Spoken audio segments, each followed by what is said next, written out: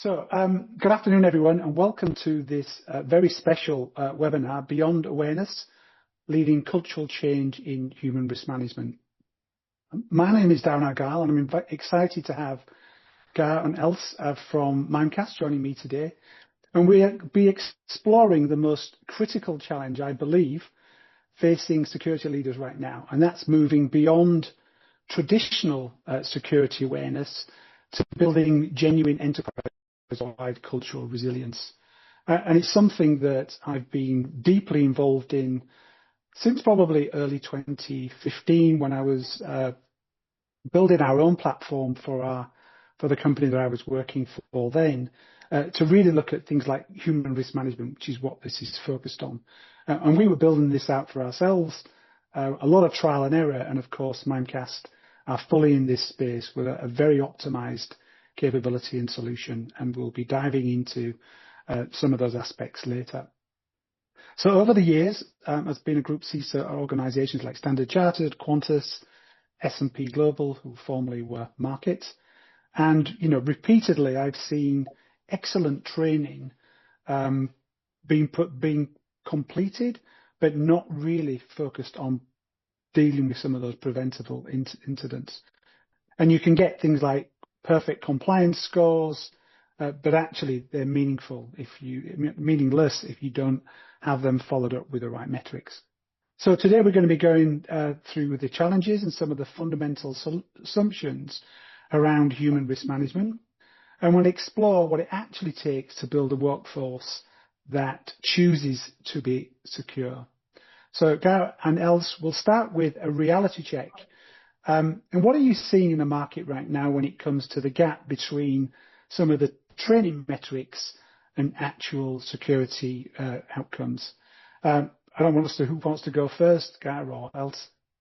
I can go if you like. Yeah. Yeah, awesome.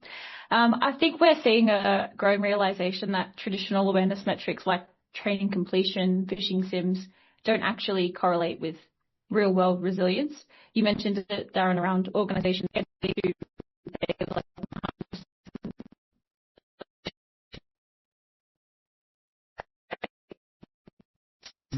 I've had clients go so far as to attach their annual bonuses to that metric to really focus and drive those rates up.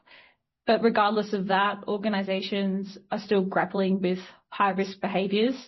And what is changing now is that organizations are starting to ask why. Why are people still clicking, ignoring, or bypassing?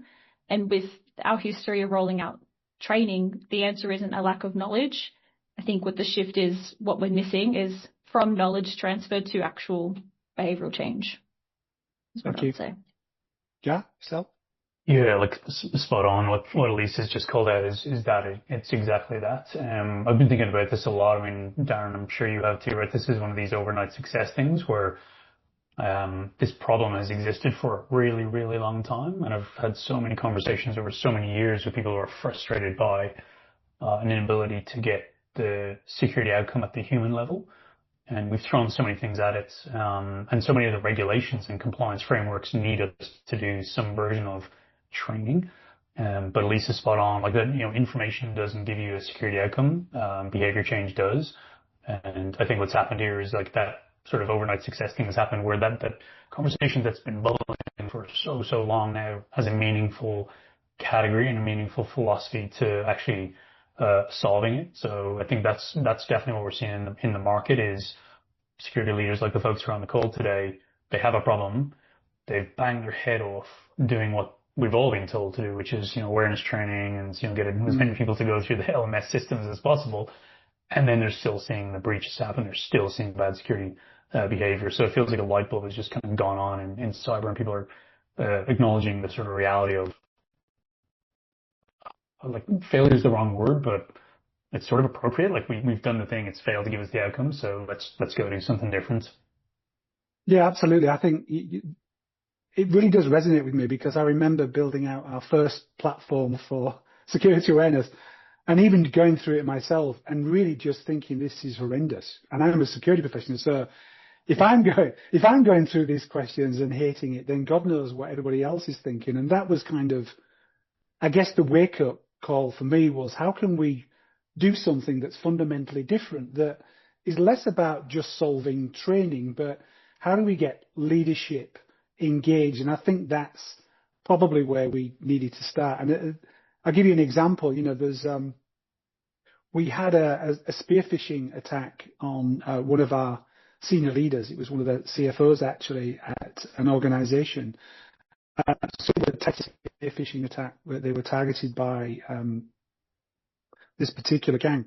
And, we were lucky actually. We managed to avert a cyber breach. And it wasn't that the CFO wasn't trained. They'd gone through all the training that was required, but it was just that she just wasn't engaged. And the other element that was important as well is we hadn't appropriately segmented her as an individual for those kind of high threshold, which is the human risk management element. So effectively, we'd left her vulnerable to these particular attacks. One, because we hadn't segmented properly, and we'd just given this blanket, same old training that we'd given everybody else. And of course, given the role, the type of assets that she had access to, meant that she would have required something quite targeted, something quite different, and we just missed that trick completely. So for both of you, when you work with organizations, how are you seeing this kind of disconnect between compliance metrics and, the actual security behavior? I think it's almost always, like it's very often, we work with a lot of businesses who score perfectly on those compliance checklists, like no matter what the standard might be, but there's still risky behavior playing out every day, like shadow IT, the use of unsanctioned Gen AI tools is a big one that I'm sure everyone on the call is trying to grapple with. Credential misuse, malicious clicks. The behavior that our actual security tools are telling us about don't match the scores and the checklist that we're kind of handing in or hanging our hat on. It's kind of what we see. Guy, yourself? Yeah. Look, thinking about this stuff and that disconnect is a problem, but I actually think it's probably even worse than that still, which is I think that focus on compliant metrics is actually giving us a detrimental outcome. That's a difficult word to say at 3:10 in the afternoon. Detrimental outcome from a security perspective. You see a lot of analogies in just general business, right, where you put in KPIs or metrics around something that you want to get to. And so often, I think we're just bad as human beings to figure out what is a good metric to really give a good proxy for whatever the larger outcome is. I mean, the larger outcome in this case is risk reduction, cybersecurity outcomes. Like that's what we want to get to. But I think Elise already said this, like we look at things like who clicked on phishing links, but there's so many other behaviors that are part of this and the idea of engagement is part of this, but we don't really look at that properly. So I think we measure, is it even the wrong things, but we measure a very narrowly scoped set of things and then think that gives us the picture of what risk is within an organization. Lots of analogies in the world, like GDP, like a terrible metric for measuring the success of a country, but it's one of those things that, God forbid, it's not covered every day and, on the news for every country. BMI, if you're into fitness, as I know many people are, like it's a sort of a metric, but for so many body types and people who are actually really fit, it's a terrible way to measure like a fitness outcome. And yes. I would say that's it, right? That disconnect between metrics and what we're trying to get to. It's actually probably largely with the metrics part and so many other things, but that disconnect it's large and it's more than just a disconnect. It's causing bad outcomes, I would say. Yeah, 100%. I think it's and if we're not measuring the right things, you're missing one of the key things, which I guess is this engagement gap. And I think that's the that you need to come up with. What are those metrics that are going to drive true engagement and help you understand the risk? And that's what's definitely missing. A metric of have you just ticks all these boxes to achieve a compliance agenda is definitely not sufficient. I guess in many regards, we've been driven to do that from regulatory requirements, because if you think about some of those third parties, I don't know why I'm echoing. Have I stopped echoing now? Yep. You're I don't know what happened there. some of those regulatory mandates that basically said from a third-party supplier perspective, you need to have security awareness, and it was literally a line item. So in many ways, a lot of organizations were just ticking that box. And, because they ticked that box, they felt that they didn't need to do anything else. So in many ways, I think regulation has not helped, because it didn't say you will measure human risk in this depth to this degree. It was just you'll do some security education. And of course, people just looked for that tick. And also from your build experience, what separates organizations that are, successfully bridging the gap between those that do this right and those that don't? What are those gaps that you're seeing? Yeah. I think it often comes down to whether security is framed as a shared responsibility or just that tick box that you just described. I think in successful organizations, security teams are actively partnering with business units so they can listen and tailor messages, find ways to embed security in the rhythm of an organization. I think this really helps change the broadcast or the view that it's usually a one-way broadcast when it comes from a security team.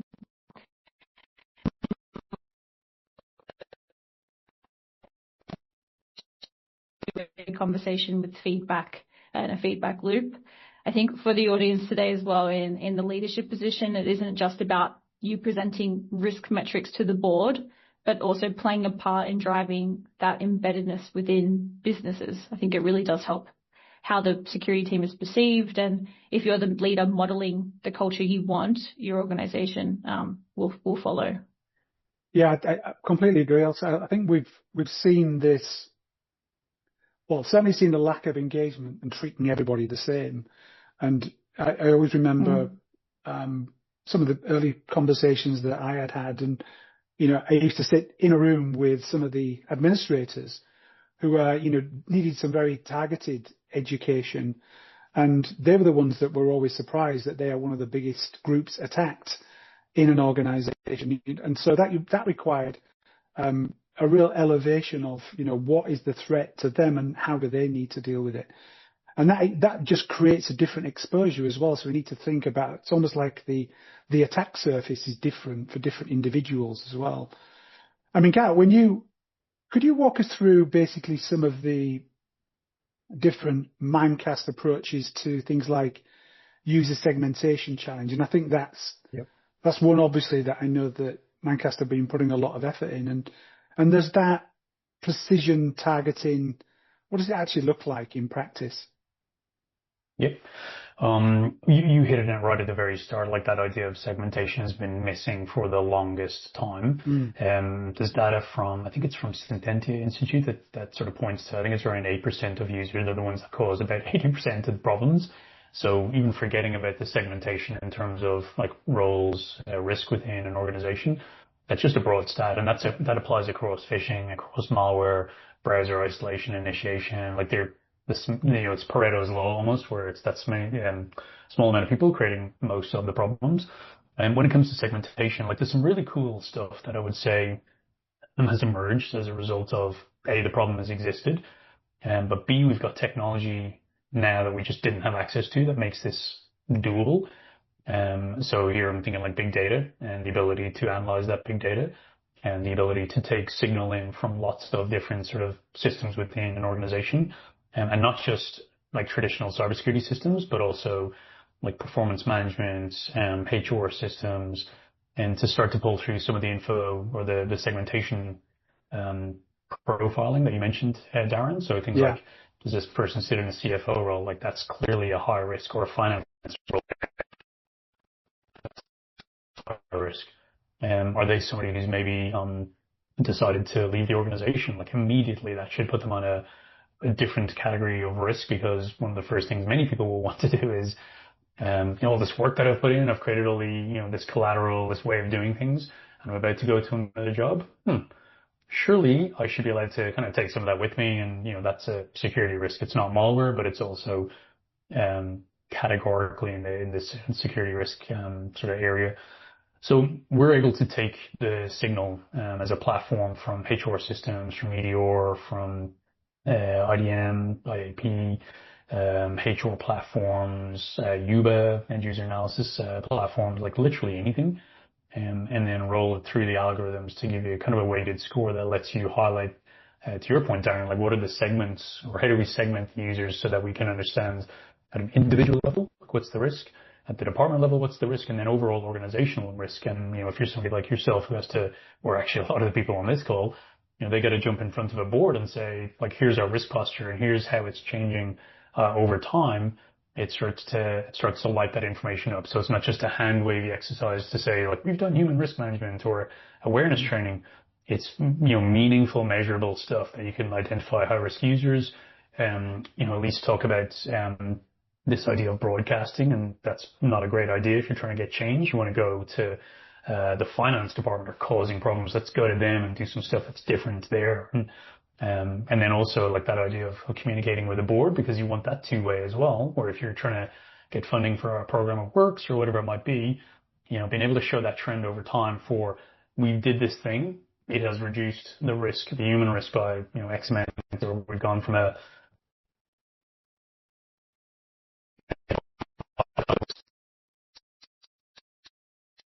the medium level risk, and our plans are get to low level risk, etc. Like that's it's really important. The precision gets interesting. There's two ways to look at that. There's the precision sort of, I suppose, within the organization. So looking at individuals, I think that's probably one version of precision.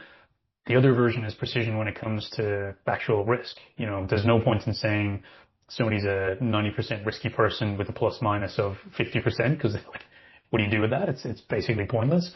But what we're seeing is the more telemetry you can feed to something like Mimecast, the clearer the picture we can create in terms of individual department and organizational risk.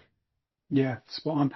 I think that's the big difference now is, and as you mentioned, Gar, there, we now have the technology. We didn't have the technologies before. I think we were struggling because we just didn't have the technology. And we certainly didn't have these big data lakes that we could trust. And I think that's fundamentally what's shifted. And I think, if you look at an organization like Mimecast, they were capturing lots of telemetry from lots of other places anyway. And now being able to use that on human risk management gives you a much better insight. And we can now, as you say, profile users based on actual risk exposure, looking at the signals rather than just job titles, because job titles will tell you one thing, but it won't give you the whole picture. And we also know as well that certainly as people change jobs and the access that they've got, that can increase the risk profile unnecessarily. So you might actually find out by doing human risk management really well that you've got these people in roles flagging really high risk when they shouldn't. And it could be that they've just literally migrated across the organization into a role with existing privileges that should have been removed. So these are the other things that you'll start to spot, that you're not only looking at human risk in its truest sense, but you're also beginning to uncover things like, well, we didn't do these annual reviews when we should have done on these individuals, and they've got high privileges. And quite frankly, they shouldn't be flashing red. And that's the other thing that I think you'll get the value from all this telemetry that you're capturing that you just wouldn't have seen before because you were looking at something else. So, and also, what can you share some examples of some of those kind of surprising risk profiles that you've uncovered in your client work? And I just mentioned one there, but what others have you seen? I think a good one to talk to is around developers. So especially in like fast-moving product teams. So they're often trusted implicitly because of their technical skill. But the irony of that is that the trust that we have with them can mask some of the more significant human risks in the business. An example that I've seen from running one of our POVs with the tool that we have is developers using unsanctioned Gen AI to accelerate their coding or content gen. So pasting snippets of sensitive code, architecture details into public platforms such as like public ChatGPT without fully realizing what that exposure risk is. In one of the clients that I worked with, we saw a dev upload proprietary configuration files just to kind of help with a deployment error, completely unaware that they were leaking credentials and in internal infrastructure mappings at the same time. there was nothing malicious or malicious intent in their actions. They're under pressure to move quickly. They're trying to solve problems and meet whatever deadlines they need to. But when those security policies aren't embedded in their workflow, they're not clearly communicated at the point of error, convenience will always win out in that case. I can see some of the chat as well, like mentioning around time poverty and things like that. And this is where it kind of comes up to bubble up into a problem. And yeah, I guess I'd point to the fact that human risk can come from your most capable people if the culture around them doesn't support that secure decision making in the moment. Yeah, that secure decision making in the moment is quickening as well. I think, the more that people are using AI tools, everybody's responding on much more quickly.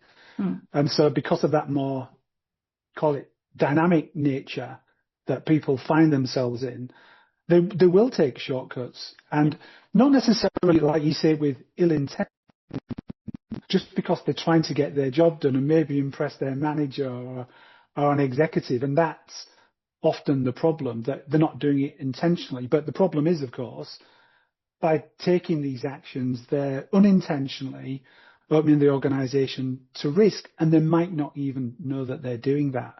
And I think that's sometimes the problem. And you mentioned those roles that I think is interesting. You talk about, the devs teams and things like that. I've even, had long conversations with firewall management teams who actually didn't see themselves as necessarily cybersecurity professionals, even though the thing that they were administering was a firewall management platform, because they worked in the networks team.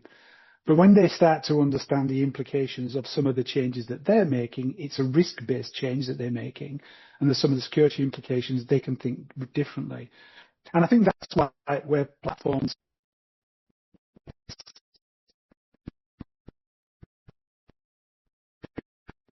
super helpful, because it can get to the point where you can start to deliver real-time information as well about some of the risks that's been taking, which is kind of, if you can get to that point, in the moment, kind of, you've taken this action and it's resulted in this risk to the organization, you're dynamically training people, and that's, really where we're going to get on the front foot. Because if you think about our adversaries, which are obviously getting more and more dynamic as well because of the tools that they're using, we need to keep in step.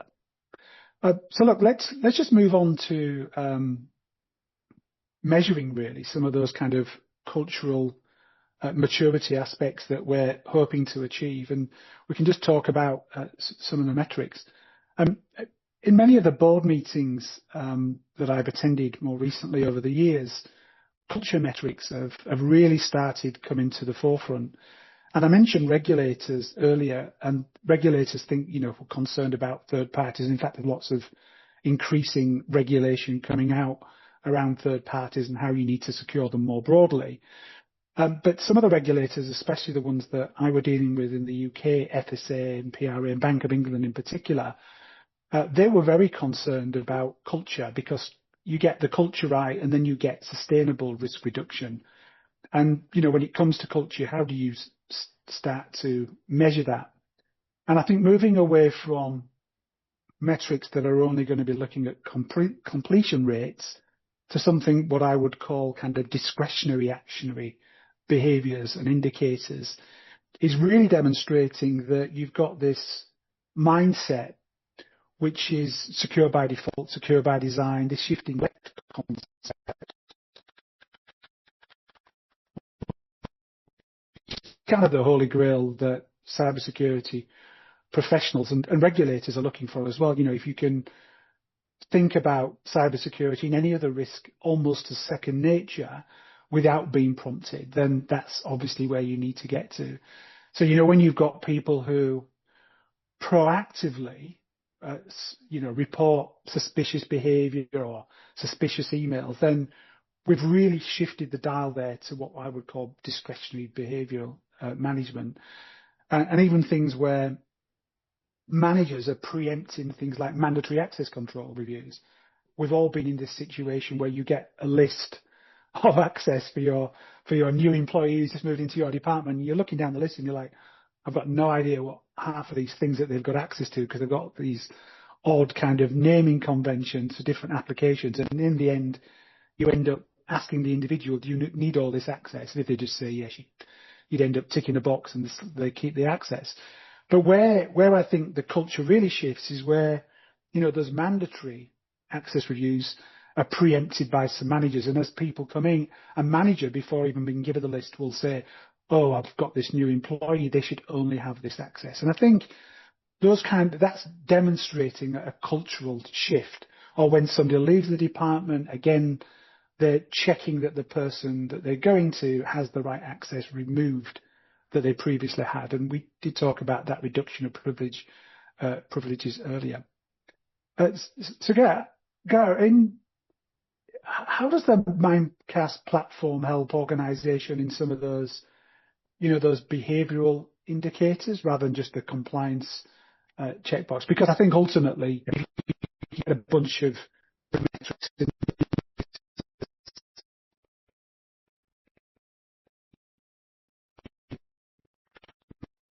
consistently measure over time, you can obviously show that you're moving in the right direction.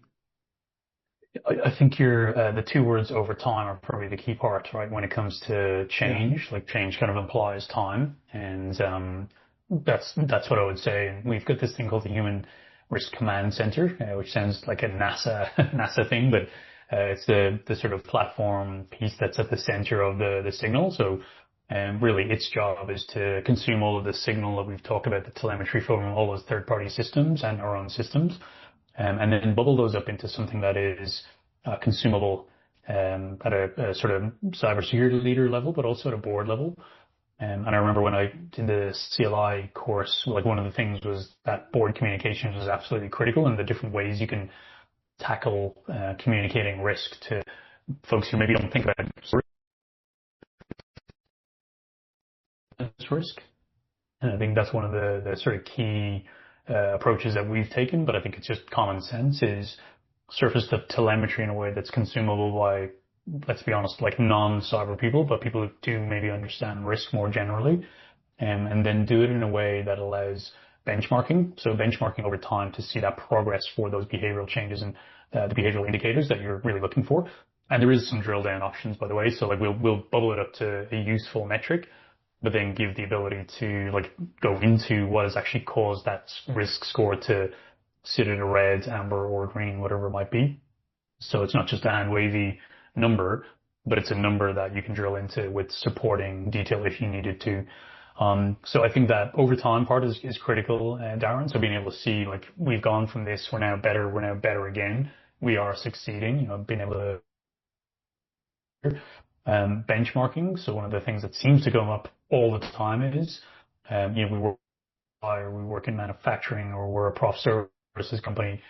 How do we compare it to other organizations like us?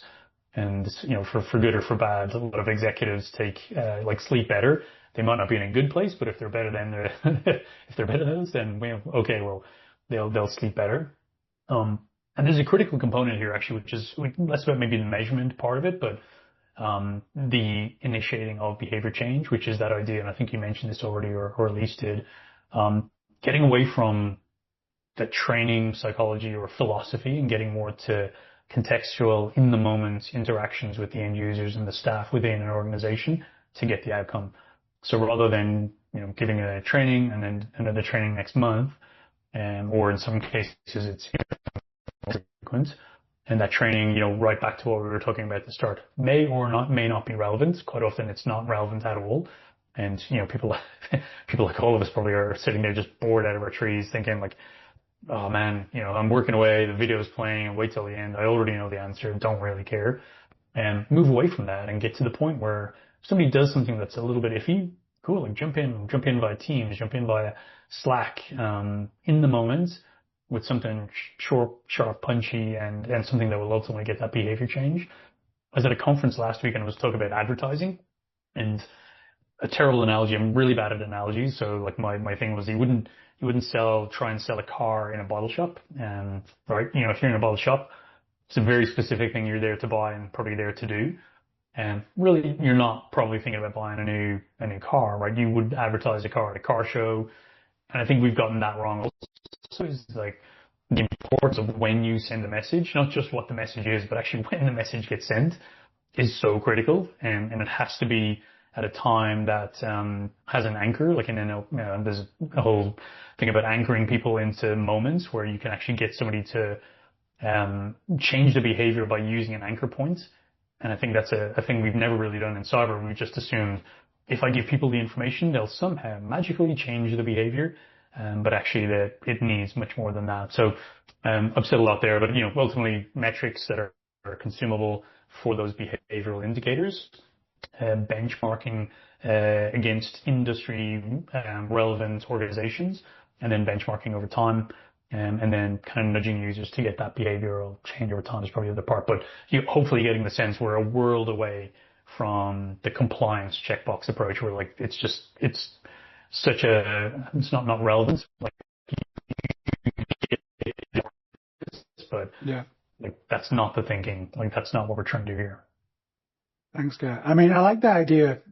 I think the analogies are working, Gar, by the way. So I think Okay. you can keep going with it. You're too kind. I like the idea of anchor points. Actually, that's something I've not heard before, and I think that's crucial because if you can find that kind of stable point and use that as a pivot point, that's going to be crucial. I think boards love reporting, right? And I think if you can good reporting, not just reporting for the sake of it, they don't just want to hear about the last phishing campaign.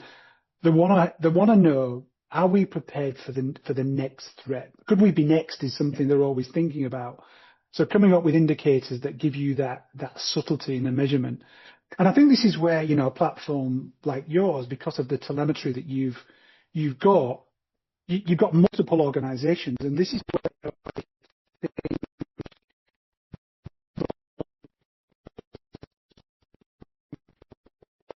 because and lots of people do try to do this. By the way, banks are one of the worst for doing this. But if you're just building your own, you're missing out on one of the most important aspects, which is the telemetry that allows you to do benchmarking against peers, benchmarking against best practice, because everybody's looking for this kind of Goldilocks zone. And I know this for a fact because pretty much every organization that I've gone in, you talk about benchmarking.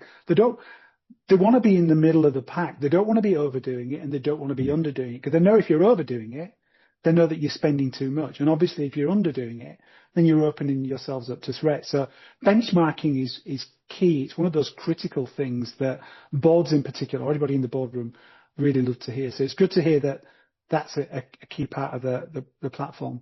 Elisa, and what are some of those cultural indicators you've seen as well with some of those the clients that you're servicing? Yeah. And especially on their if they've got like an executive dashboard or something. Yeah.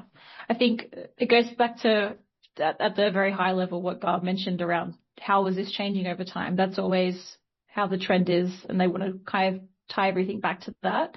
The metrics that we focus in on when we're kind of looking under the hood is around phishing reports, but it's different to what we currently do in our industry. It's more around how long does it take a user to report something suspicious, and has that changed over time? Or the engagement with the adaptive learning content when it's contextually relevant. So when the high-risk behavior just occurred a moment ago, and they got the nudge on Teams or Slack to say, hey, you've just done this is what you need to do instead. Are they watching that video? Did they read that? And, has that habit changed, or has that improved since? And that is, as you mentioned, Darren, like it's not just their email environment, it's their entire security toolbox that we want to integrate with and get the telemetry from. So that extends out to their endpoint activity. Are they interacting with malware when it hits them, or are they mishandling sensitive data when that event comes from their data loss prevention tool? So they're the kind of things that we're looking at and trying to tie in or point to cultural change over time. Okay, great to hear. Yeah. So look, I'm hearing three things that are coming out from some of the conversation, but it's just I guess some practical things that I'm seeing at this stage anyway. I think there's a cultural health shift that's requiring multiple control effectiveness. There's not just one indicator. And so, the best technical controls, are when you're seeing it through that's key, not just a technology control for the sake of it. And what I also think is key in terms of one of those is benchmarking those kind of people aspects, because benchmarks is one of the things that's going to bring things to life, and it's going to help you with things like budgeting. And we haven't talked about this yet, but ultimately when it comes to human risk, it takes longer to get right. It's easy to deploy, controls, technologies just generally for security. But when it comes to shifting the game on things like human risk, where you get sustainable risk management over time because the culture shifts, that's going to take time. So having these metrics that you can track over time is super important, and being able to do that consistently. The second thing is that what I'm also hearing here is that human risk requires dynamic strategies, and I think that dynamic nature is crucial, and we need to be able to evolve to those fluctuating threats that happen at very different stages within different parts of the organization.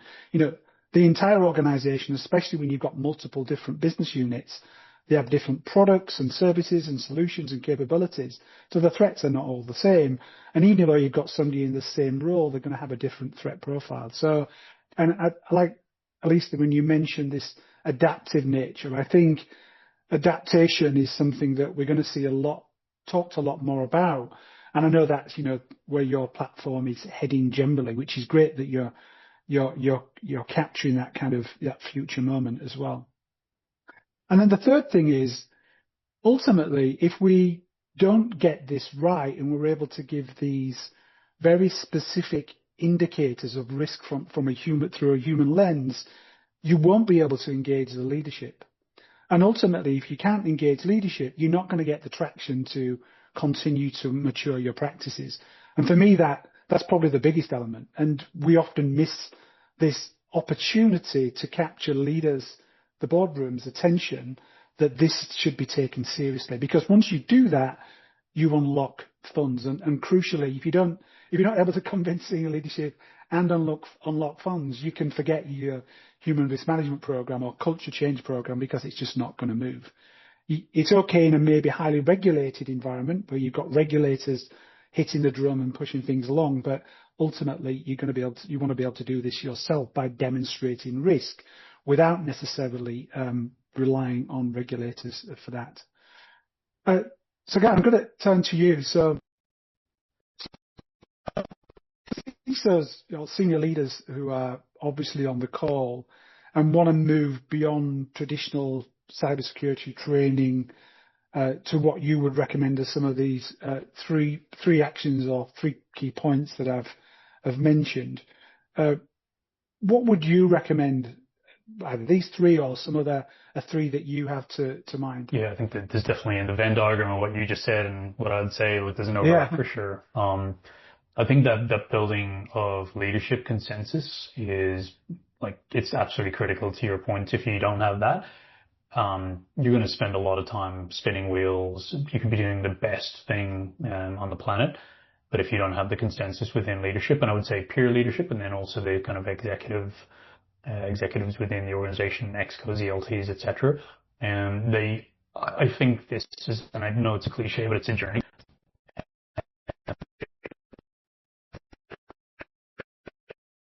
I think a lot of boards, a lot of executives have almost been educated by us to think in terms of compliance.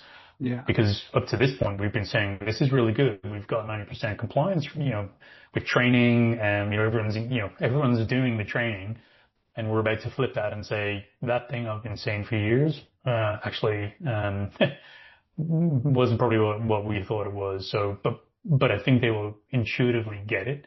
And putting humans at the center of the conversation, it just makes sense because we're all human. It's the one thing in cyber probably everybody can understand is the human being part of it.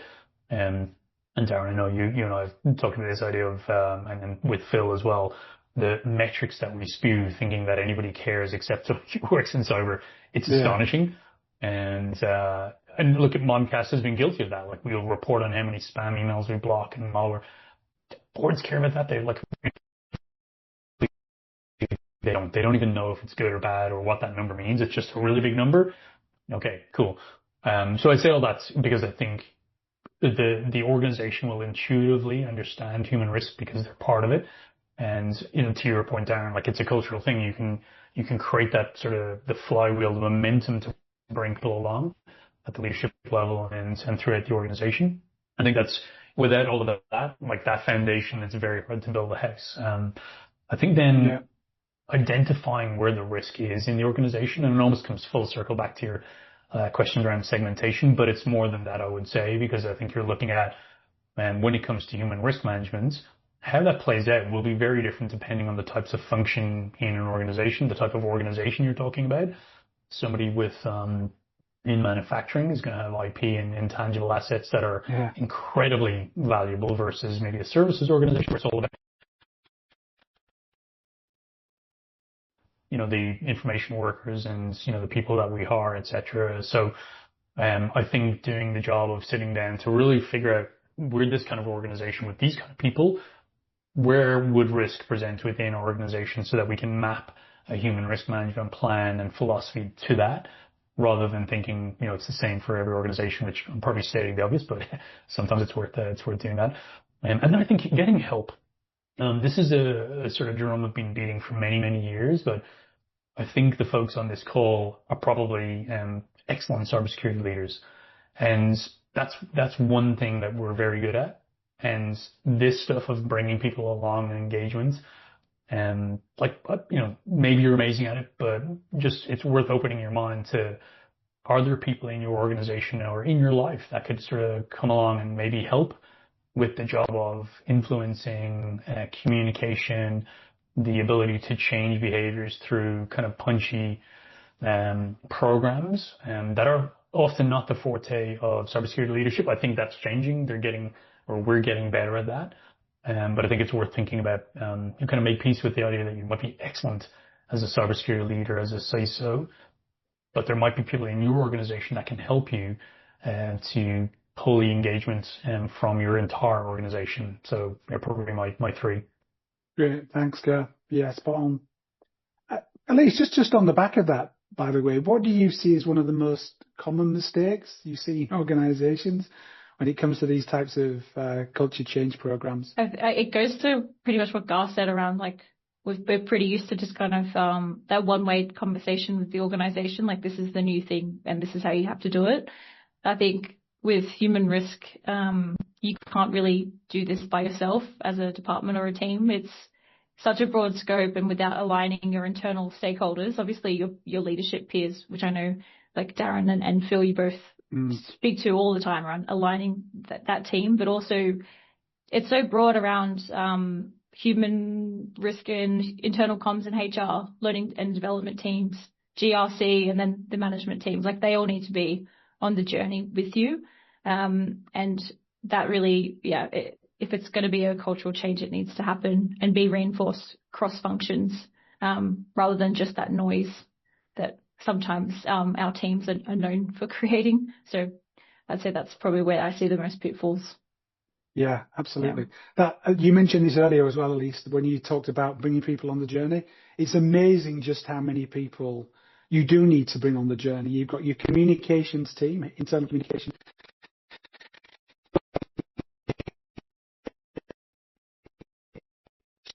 team, you've got your marketing team, and people often forget about all these different teams that need to be part of that capability solution. Because, and by the way, if you get it all right with those key stakeholders, including obviously the executives, they're willing to help you as opposed to getting in the way.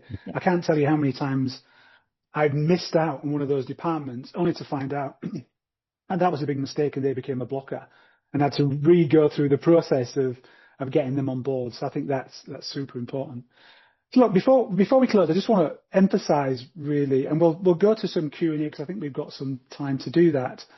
I want to emphasize that this conversation really isn't necessarily about better training. It's about better leadership, and we need to shift from compliance to engagement. That's crucial. We want to be moving from kind of generic solutions and capabilities to targeted, and from reactive to kind of predictive, and I like that word, adaptive capabilities. So we want to be having workforces that are choosing to be secure because culturally that's where they've been shifted with their mindset. And that's, what we'll see from these capabilities like we're hearing at Mimecast. So final question for you both. If somebody's listening today, either on this call or future when they're going to listen in on the recorded webcast, what's the one thing that they could change about human risk management? What would you recommend they do? Okay, go, Garth. Yep. I'd say shift from measuring awareness to measuring action or activity. So focus on what people are actually doing when the pressure's on, when they think no one's watching. And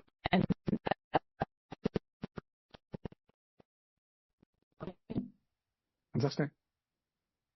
Guys, so. Yeah, it's that. I mean, I'm just going to steal Lisa's thoughts on this one, but it's like you got to shake off the compliance thinking. I think that's probably the biggest thing. It's people don't like change. Like generally, that's a sort of truism in life. And if we've figured out a way to get through the weeks and the months, and we know how awareness training works, and we've got a 90% attendance rate, and like it seems like that thing is working. Like it's just shake that off. There's an ability to really go for a security outcome here rather than the compliance outcome. And I think that's the really important thing. Like behavior change here is the outcome, and the vehicle is the engagement and the leadership and all those things that we've talked about. But thinking about the end goal, it's behavior change that is good for cybersecurity outcomes. That's it, not the compliance thinking. Yeah, perfect. Well, look, thank you both for an engaging conversation. Hopefully this has been engaging for everybody else on the call as well, and obviously for our for the future Cyber Leadership Institute members who will be no doubt listening in on this call in a future recording.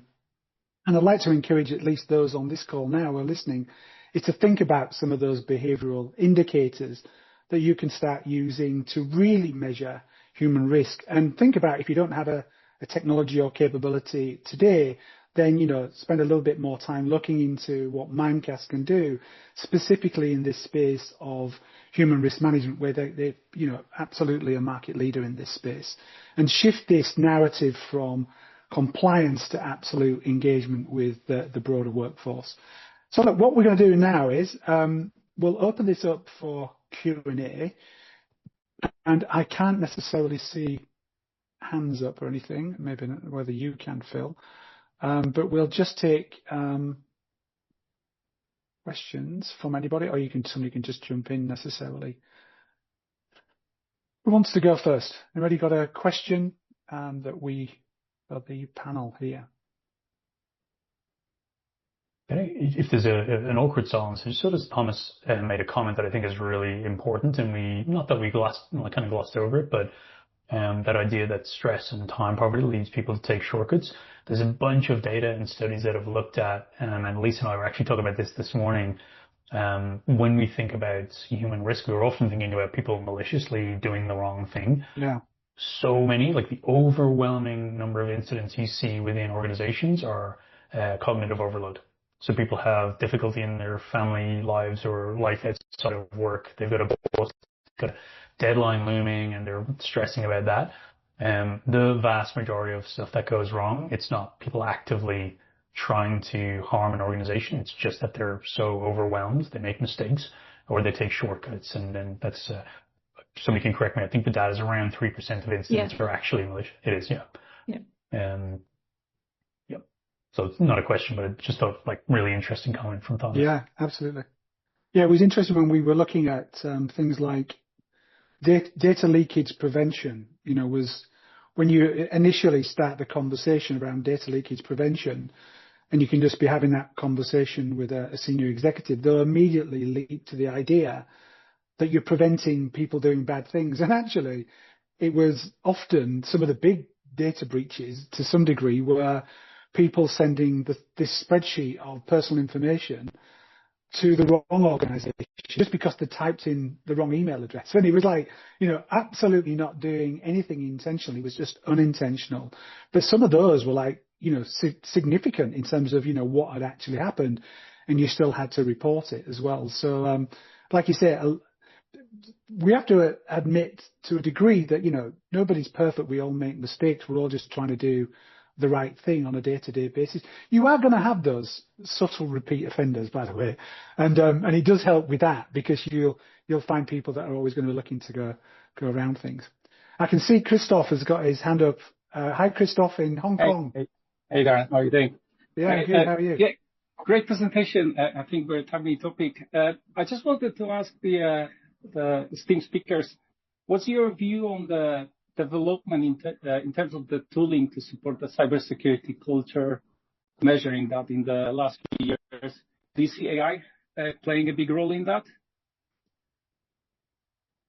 Yep, huge. I think AI's fingerprints are on so many different things, and like my 2 cents, I'm sure Elisa's got her own stuff here, is a lot of what we're talking about here we couldn't do without AI, frankly. Like the amount of data and telemetry that we've got to consume to try and surface a signal.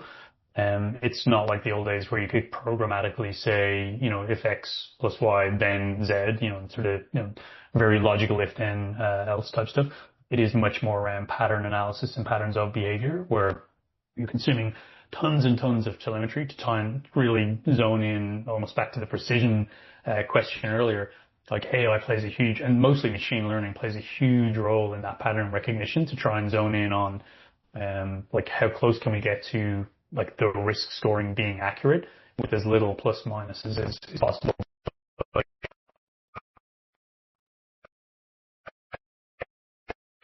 ML, hugely important. In fact, I don't think it's possible or doable without those technologies. Yeah, I think like the predictive nature that you could deploy with the use of AI as well, like trying to help protect, automatically around, we predict this user's heading down this path because of these reasons.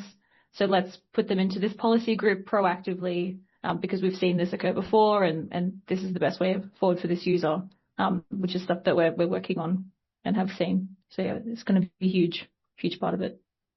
Yeah, there is no doubt. If we can, I think this goes for all cybersecurity technologies, by the way. If you can get into a kind of predictive nature of what you're doing, that is definitely the Holy Grail. I talked about the Holy Grail of being able to shift left and secure by default.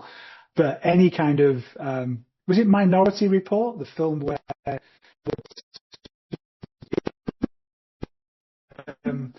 predict a crime in the future? But, I think I wouldn't say we're getting close to obviously what that film was suggesting was possible, but they do say that science fiction does become real in many ways. And I think, the closer that we can get to any kind of predictive metrics that's indicating that somebody needs to be moving into a different policy set is absolutely crucial, especially if their threat profile is increasing. And because it's going to, let's face it, I think what AI does really well is pattern recognition.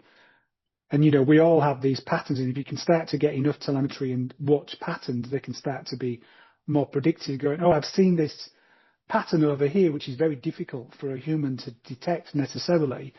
And they can start to pull this together and go, oh, if we saw this pattern happening, and this is more likely to happen over here than it is over here, then that makes us certainly more prepared. Any other questions? If that answered your question, Christoph. By the way, I think that's the first time we got to speaking about AI throughout the whole. Yeah, we did really well not to. We did really well, yeah. I know, I mentioned Gen AI tools. Actually. Okay. Yeah, sorry. But we got close. It is very helpful. Yeah, it's also looking like some tooling to support the cyber culture measuring, and then I guess proactively addressing some risks before they happen. Yeah, so thank you. That's great. Well, look, if there are no more questions, we'll probably wrap it up there. I can't see any more hands up. So, yeah, just a final big thank you to everybody who joined today. Appreciate you taking your time out. We know everybody's busy. This will be, it's been recorded, so it will be on the hub to look back. We didn't get a chance to go through all the, I didn't see in the chat, by the way, if there were questions being asked in there. But we can capture that anyway as part of this recording, and we can respond on the hub with those. So thanks to both Gareth and Elise, and thanks to everybody else who joined today, and look forward to engaging more on the Cyber Leadership Hub, and thanks for everybody who joined, and we'll close the call down now. Thanks, everyone. Thanks, Nice. everyone. Cheers. Thanks all. Cheers. Bye-bye. Have a good day.